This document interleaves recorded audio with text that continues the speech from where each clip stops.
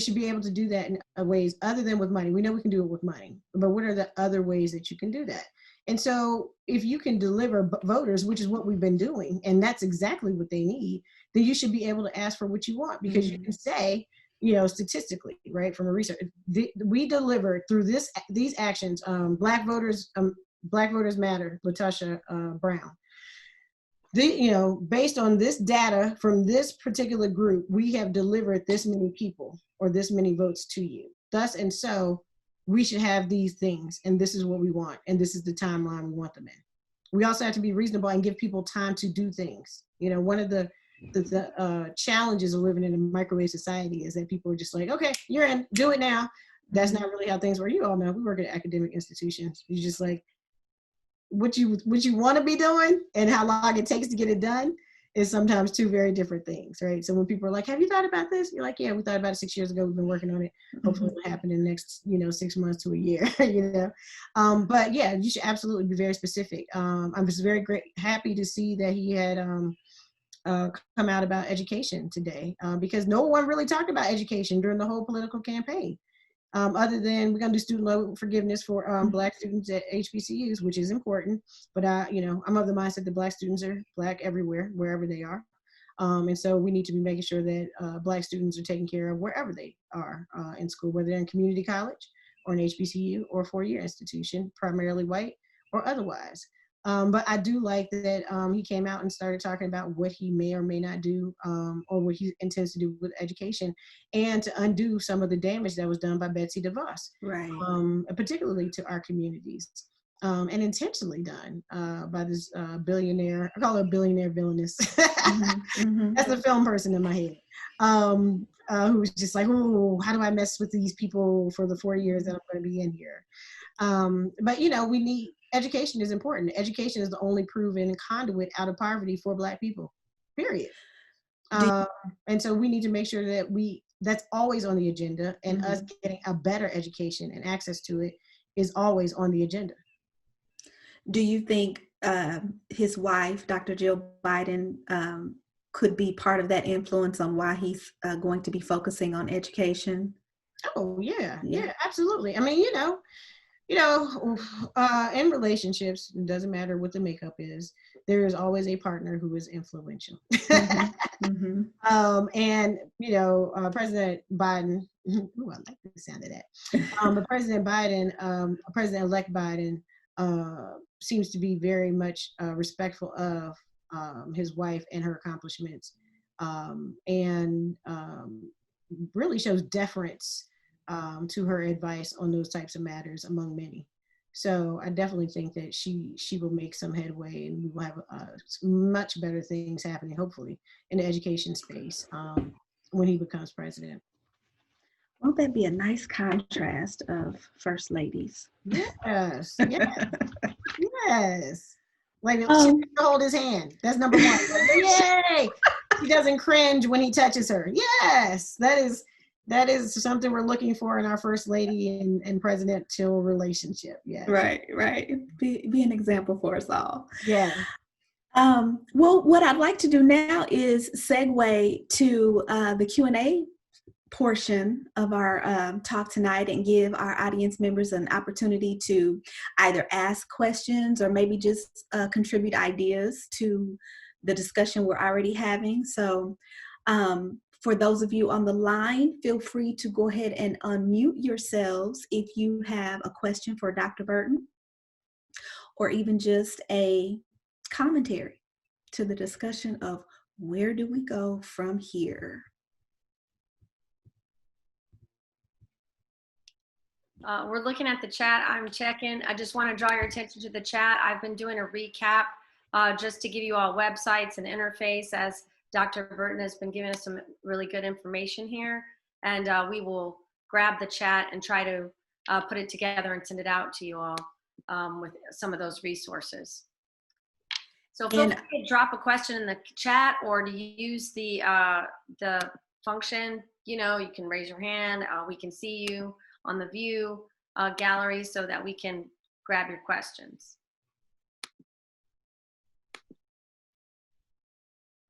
Going once, going twice. Okay. Harvey has a To question. you, Harvey. Hi. Let me prove how tech savvy I am here. If I get on mute, off of mute. Yeah, my question is in regards to education. Mhm. Of course, socially we know, and this is going back to younger elementary school and coming up, and how we need to redo the history books and things like that. But one thing even today that I think is still lacking more than many other things is the economic deprivation that we suffered. Mhm. This country, basically everything comes down to a dollar, Mhm. no matter, for better or for worse. What type of education do we need to incorporate to bring our younger people, and I'm talking about coming from grade school to junior high to high school, to bring them to a financial literacy that we just don't in general have as a people? Oh, I love it. Yeah, I think financial literacy is something that we should definitely be sharing with our young people. I mean, I know it happens in some of the civic organizations. I know at the Y, they have classes sometimes for young people. And I know, it does happen in small instances, but I think it needs to be something that, like home ec at one point was a course and everybody had to take it because like everybody needs to know how to boil water, right? You got to know how to feed yourself. And I think financial literacy is a very big part of that. And I think with financial literacy, it also explains to children or young people why things are the way that they are, right? And I think sometimes, it's a critique I have of our generation. And the generation before us, you shouldn't have to read everything in a book, even though I'm all for reading books. But some information has to be passed down, and financial literacy is one of them. Like this is why our school systems are the way that they are. This is why these books are like this, but that doesn't mean that you can't learn out of these books or use it as foundation and do more research on your own. This is why the public library exists. You can actually download books at the public library, which my friend Lisa just told me. I didn't even know that. Because I was like, I have a library card, but it never occurs to me to go and, to go online and download a book from the library. I like the process of walking into the library and going in. So I was like, after COVID, I'll go back to the library. She's like, girl, just download the book. And I was like, novel. But it's just that kind of information that you can get or you can impart to younger folks, about financial literacy and why you want to be mindful. Like in this country, you really vote with your dollars. Where you put your money is really what you're going to get out of society, and that's just kind of how capitalism works. And I think students need to understand that it's not about everybody participating in a free market. It's also about getting what you want out of society and not, just the handbags and all that kind of stuff that people get mad at us for, even though everybody does it. But it's really for making a choice, making a decision, demonstrating to other people what you think is important when you put money into certain things. So yeah, I think financial literacy is definitely necessary. I know a lot of churches are doing financial literacy. You should not have to pay for financial literacy courses. It should be part of your tithing, should be enough to cover the financial literacy courses. You should not have to sign up with anyone to get that information. So I think a lot of people rebel against that kind of commitment, so to speak. But you should be able to have financial literacy courses in those kinds of safe spaces so that, people understand, and not just children, but also adults who are raising children who may not know better or may not know how these things work. So I think that's it. Now, in terms of schools, you can lobby for that, like with your city council people. There is a whole movement to bring back home ec. And I'm just like, well, why isn't there a whole movement to have financial literacy? We can do that.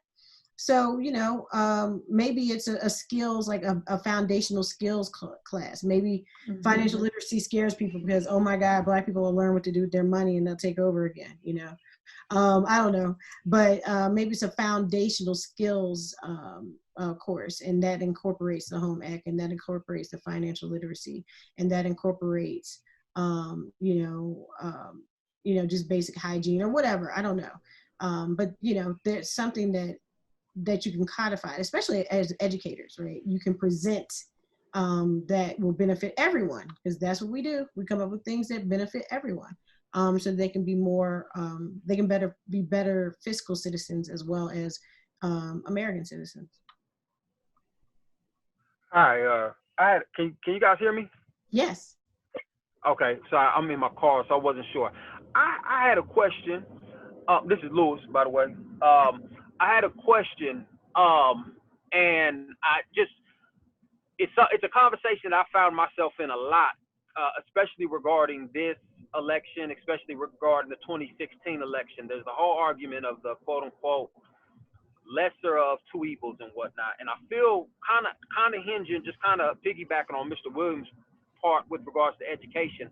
I feel that perspective is it's just blatantly just uninformed and misinformed to I guess equivocate the two parties, for better or for worse. They're completely different. And so where does that education begin for I guess political literacy, for people to understand, the way that these things. I took political science classes, but so much of our politics is really almost like our religion. It's kind of handed down to us, and oftentimes, we don't question it. We kind of, we have our, values kind of handed to us. So I just wanted to pick your brain on your thoughts on that. How do you articulate, these arguments to people who have their mind made up on what, quote unquote, policy and I guess,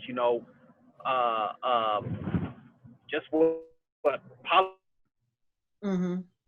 actually is, and where does their education begin? Yeah, well, thank you, Mr. Morrow. I think that's a great question.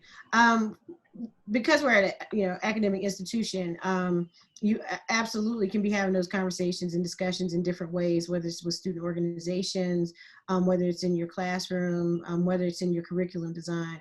But I think that something like that is, and I know my K through 12, because I have a lot of friends who are in K through 12, they're like, no more, we are full, we can't take anymore, we can't do anymore. So I'm not saying to do more, but I'm saying to reallocate. So instead of learning the 3 branches of government every year from 6th grade through to 12th, you can learn the 3 branches of government. Right. Yep. You also need to learn, what is the voting process? What is an actual delegate? What are electoral votes? What are the electoral college? You learn what it is, but what does that mean in real time during an election, and using real concrete examples? Whether you can talk about the Bush-Gore election, you can talk about this particular election. There are elections earlier in history that come down to very few votes or what have you, the popular vote versus the electoral college vote, and what all of that means. I think that we just aren't doing a great job of building on that foundation, and instead of teaching the same thing over and over, we could possibly, and I haven't been to school in a long time, this is just what I've seen, and what I remember experiencing, and what I've seen with some of my nieces and nephews, but instead of doing the same thing every year over and over, just to make sure it's kind of drilled in your head, I think there's a great opportunity there to do activities where people get to vote.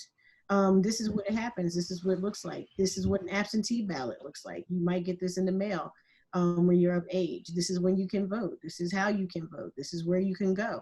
All of this basic information. Also, just, one of the things you can do is just question people, and not to be a jerk, because, academics are very good at this. We are Hayes kings and queens when it comes to that. But, for instance, Kamala Harris, a lot of people were just coming after her when she was running for president. And the first thing I would ask them, I said, well, have you read her book? And they were like, book? I was like, yeah, she has 2 of them. Have you read either? Oh, you haven't? Okay, so you haven't read her book. Okay, I said, did you live in California at the time? because I lived in California. Did you live in California at the time that she was Attorney General? Because I recall her being like, thought it was the most liberal Attorney General, and 7 million people voted for her. So that means that a lot of people liked her at the time. You know, I think you have to remind people of context. And as you said, perspective, right? You know, when people talk about her or Joe Biden and the crime bill, people don't talk about, you know, the people, what was happening to our neighborhoods. And those of us who lived at that time period remember that. People remember the CBC asking for a crime bill. You know, we remember that because that's what people wanted. You know, they didn't want mass incarceration. They didn't see that far down the line, but they saw what was happening in front of them, how these middle-class neighborhoods were turning into slums, you know, overnight, it seemed, because of the drugs and criminal activity. And we know the drugs were, it has been proven that the drugs were coming from the CIA, sorry, you know, that was about to be a big slip, the CIA, and they were in our neighborhoods for a reason. And so I think you have to give people context and give them information and like check them. Like, I don't want to talk to anybody about Joe Biden if you haven't looked at his platform. I don't want to talk to anybody about Kamala Harris if you haven't looked at her platform. Have you looked at any of her speeches or listened to any of her speeches? Have you read her book? You know, we can talk about concrete information, but I don't want to talk about what you heard from somebody else who hasn't done any research or any thinking on their own.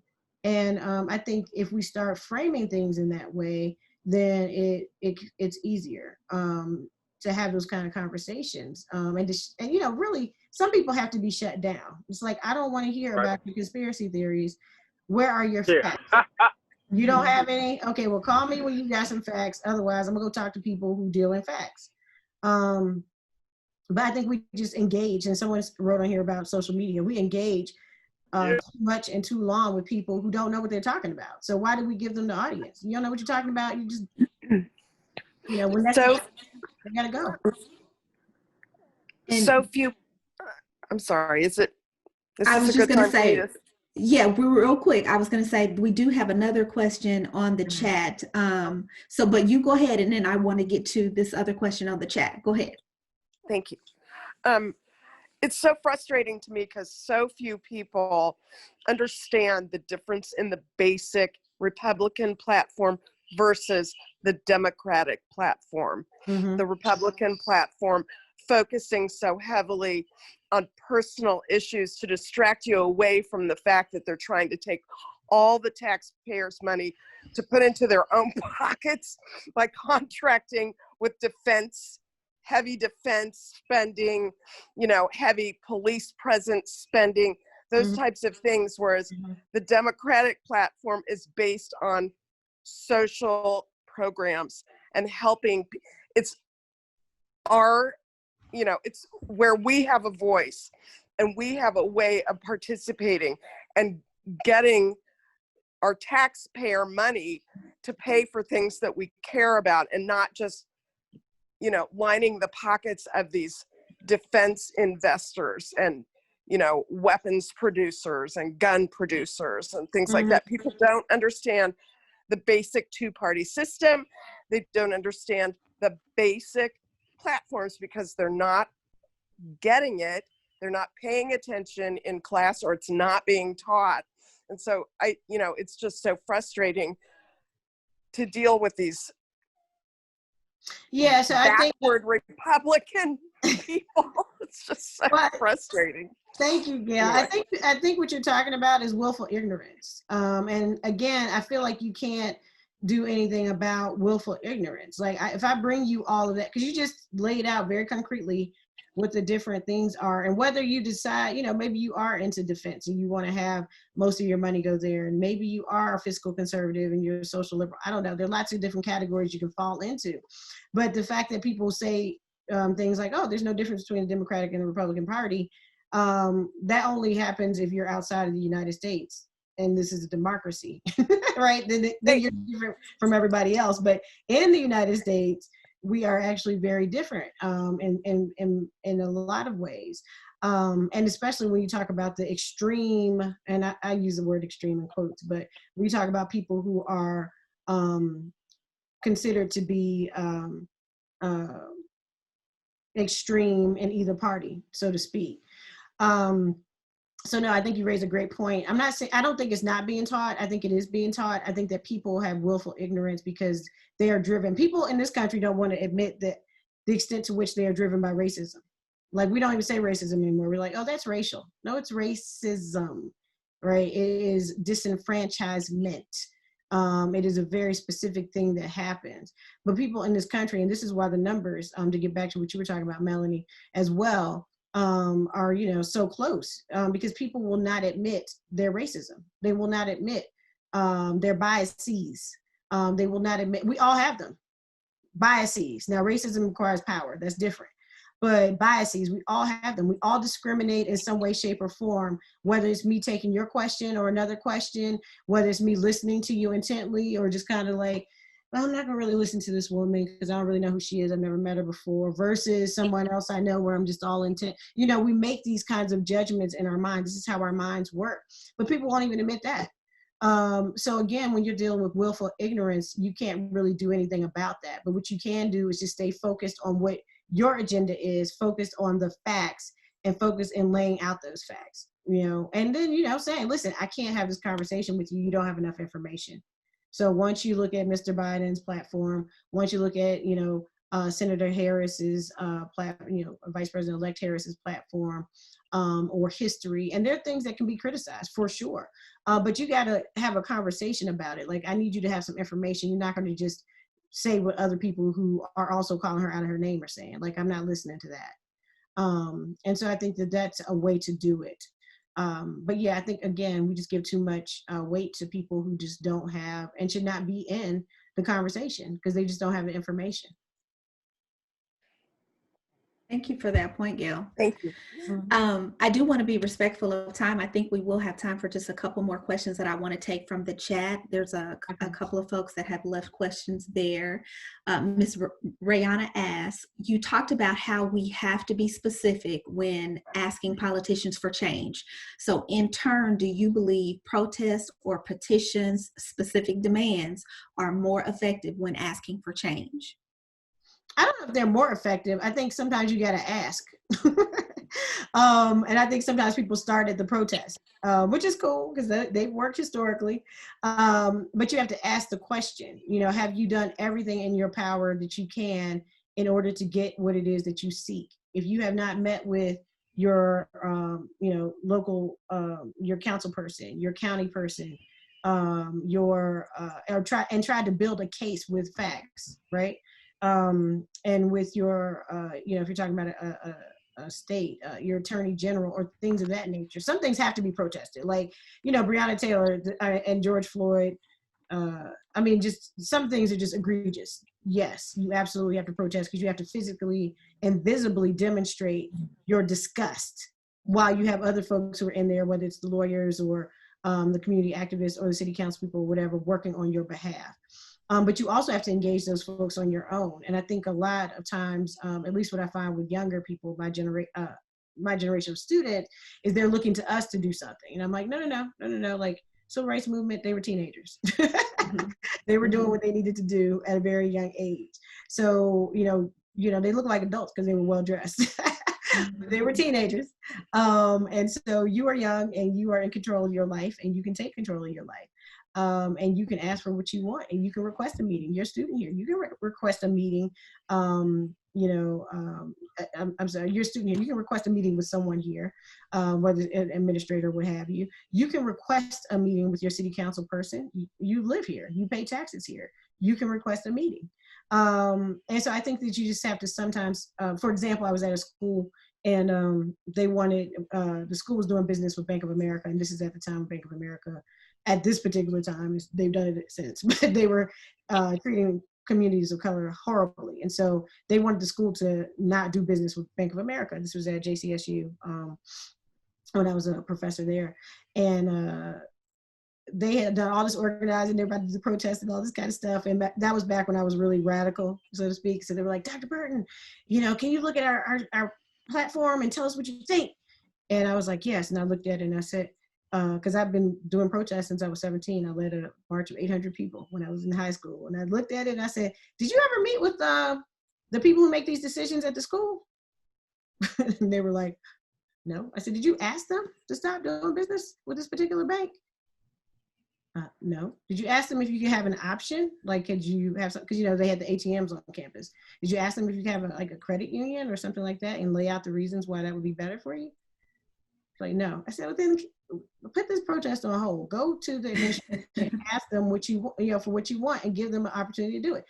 One meeting, they were like, yeah, no problem. They switched the bank. They switched the ATMs out. They did the whatever. They hadn't even asked. And so that's what we're, you know, what I hope to drive home. And that's what, you know, what people are talking about with Biden. Yes, ask for what you want, especially when you have done the work to get it. Ask for what you want, and be specific. So yeah, protest and all that, of course it works. You know, people wouldn't do it if it didn't.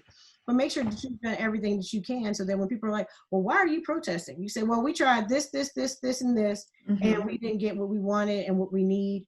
And so this is, you know, we didn't want to do this. We had to do it. And so now we're getting attention, and maybe we can get the meetings that we requested 6 months ago.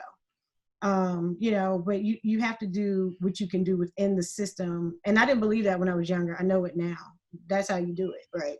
You start out trying to work within the system, and then when you can't, you go outside of it. And, you know, it's like Jericho. You march around until you bring the walls down. Follow the hierarchy first. Yeah. That was a great question, Rihanna. Thank you.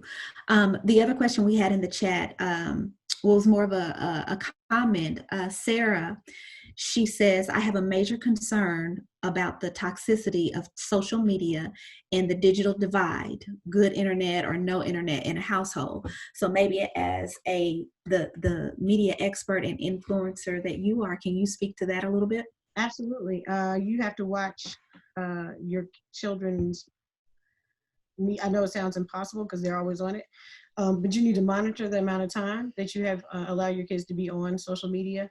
I don't think, and you know, I only have a 5-year-old, so this might change when she's a teenager, but I know kids now who have phones or are allowed to. I don't even let my daughter hold my phone. Like, she can't even play with it. I think that you have to practice media literacy. And so I'm not saying you have to take everything away, but you have to sit there and you have to explain what it is that they should be doing, what is allowable, what is reasonable, what is unreasonable. You know, it's the same thing, you know, that we were doing when we were younger, listening to music. You might not agree with what it's saying or whatever, and they're like, oh, Mom, I just like it. I just listen to the beat. You can talk about that. That's an opportunity. I learned that from Dr. Robert Smith, who I call Black, because that's my dude. He's blackity black in terms of his ideology. Yeah, he's like, no, you have to sit down and engage in that media with them. So the internet is not different.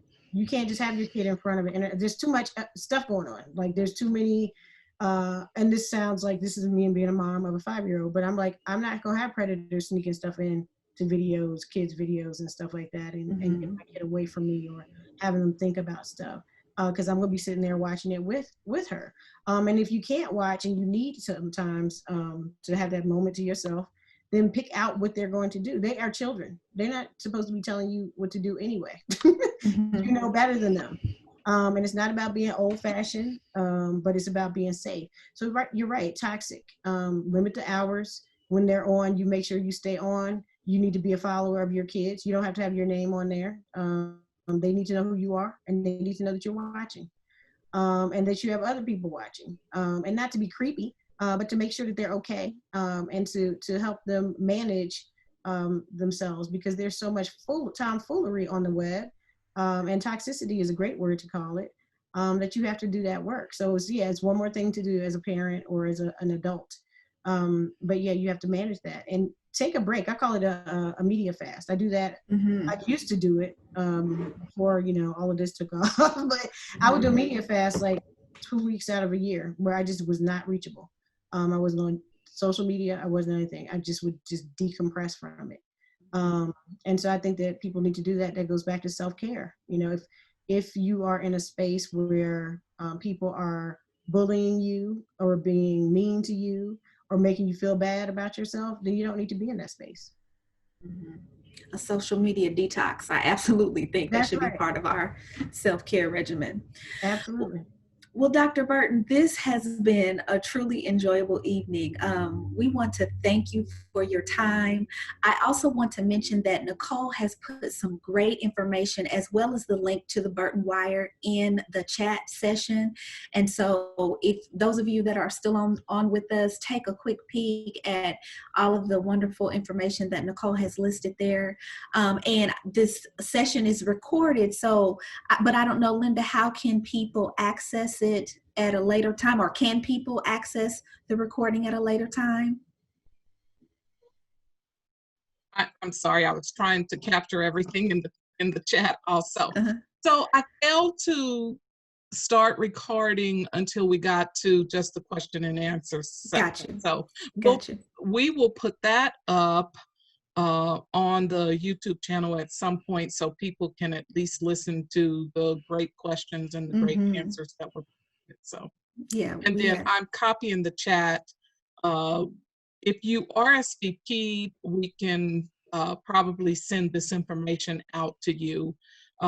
If you didn't RSVP and we don't necessarily have your email address, then you can reach out to us, info@kcmeltingpot.com, and we'll get this over to you.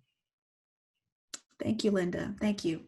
So with that, again, I just want to say thank you so much for being here with us, Dr. Burton.